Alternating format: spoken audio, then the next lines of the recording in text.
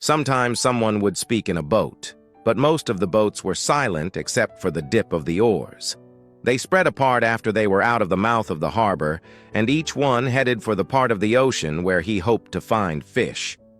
The old man knew he was going far out, and he left the smell of the land behind and rowed out into the clean, early morning smell of the ocean.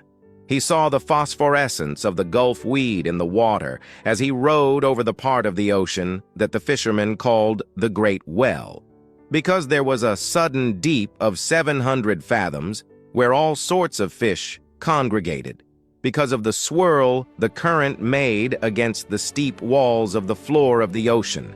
Here, there were concentrations of shrimp and baitfish, and sometimes schools of squid in the deepest holes, and these rose close to the surface at night, where all the wandering fish fed on them.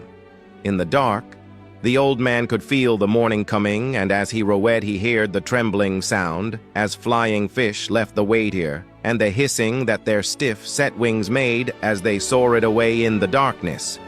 He was very fond of flying fish, as they were his principal friends on the ocean. He was sorry for the birds, especially the small, delicate, dark terns that were always flying and looking and almost never finding. And he thought, the birds have a harder life than we do except for the robber birds and the heavy, strong ones. Why did they make birds so delicate and fine as those sea swallows when the ocean can be so cruel? She is kind and very beautiful, but she can be so cruel, and it comes so suddenly, and such birds that fly, dipping and hunting, with their small, sad voices, are made too delicately for the sea. He always thought of the sea as La Mar, which is what people call her in Spanish when they love her. Sometimes those who love her say bad things of her, but they are always said as though she were a woman.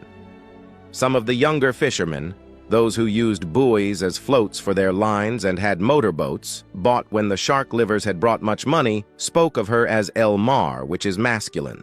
They spoke of her as a contestant or a place or even an enemy. But the old man always thought of her as feminine and as something that gave or withheld great favors. And if she did wild or wicked things, it was because she could not help them. The moon affects her as it does a woman, he thought. He was rowing steadily, and it was no effort for him, since he kept well within his speed, and the surface of the ocean was flat, except for the occasional swirls of the current. He was letting the current do a third of the work, and as it started to be light, he saw he was already further out than he had hoped to be at this hour. I worked the deep wells for a week and did nothing, he thought. Today I'll work out where the schools of bonito and albacore are, and maybe there will be a big one with them. Before it was really light, he had his baits out and was drifting with the current. One bait was down 40 fathoms. The second was at 75, and the third and fourth were down in the blue water at 100 and 125 fathoms.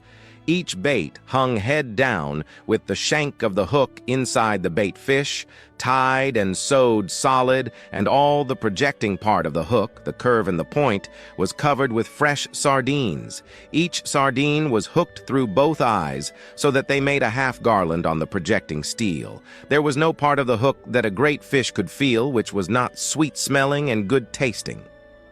The boy had given him 2 fresh small tunas, or albacores, which hung on the 2 deepest lines like plummets, and on the others, he had a big blue runner and a yellow jack that had been used before.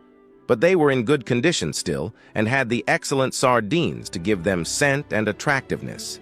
Each line, as thick around as a big pencil, was looped onto a green sapped stick, so that any pull or touch on the bait would make the stick dip, and each line had 2 40-fathom coils, which could be made fast to the other spare coils, so that, if it were necessary, a fish could take out over 300 fathoms of line. Now the man watched the dip of the 3 sticks over the side of the skiff and rowed gently to keep the lines straight up and down and at their proper depths. It was quite light, and any moment now the sun would rise.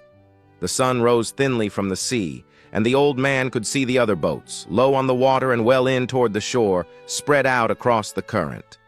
Then the sun was brighter, and the glare came on the water, and then, as it rose clear, the flat sea sent it back at his eyes so that it hurt sharply, and he rowed without looking into it.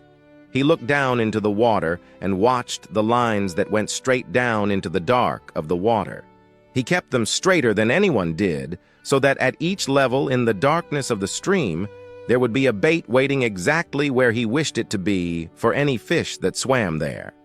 Others let them drift with the current, and sometimes they were at 60 fathoms when the fishermen thought they were at 100. But, he thought, I keep them with precision, only I have no luck anymore. But who knows? Maybe today, every day is a new day. It is better to be lucky. But I would rather be exact.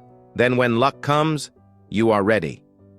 The sun was 2 hours higher now, and it did not hurt his eyes so much to look into the east. There were only 3 boats in sight now, and they showed very low and far inshore. All my life the early sun has hurt my eyes, he thought, yet they are still good. In the evening, I can look straight into it without getting the blackness. It has more force in the evening too, but in the morning, it is painful. Just then, he saw a man-of-war bird with his long black wings circling in the sky ahead of him. He made a quick drop, slanting down on his back, swept wings, and then circled again. He's got something, the old man said aloud. He's not just looking. He rode slowly and steadily toward where the bird was circling. He did not hurry, and he kept his lines straight up and down. But he crowded the current a little so that he was still fishing correctly, though faster than he would have fished if he was not trying to use the bird. The bird went higher in the air and circled again, his wings motionless. Then he dove suddenly, and the old man saw flying fish spurt out of the water and sail desperately over the surface. "Dolphin," the old man said aloud. "Big dolphin." He shipped his oars and brought a small line from under the bow. It had a wire leader and a medium-sized hook, and he baited it with one of the sardinas. He let it go over the side and then made it fast to a ring bolt in the stern. Then he baited another line and left it coiled in the shade of the bow. He went back to rowing and to watching the long-winged black bird who was working now low over the water. As he watched, the bird dipped again, slanting his wings for the dive, and then swinging them wildly and ineffectually as he followed the flying fish. The old man could see the slight bulge in the water that the big dolphin raised as they followed the escaping fish. The dolphin were cutting through the water below the flight of the fish and would be in the water, driving at speed when the fish dropped. It is a big school of dolphin, he thought. They are widespread, and the flying fish have little chance. The bird has no chance. The flying fish are too big for him, and they go too fast.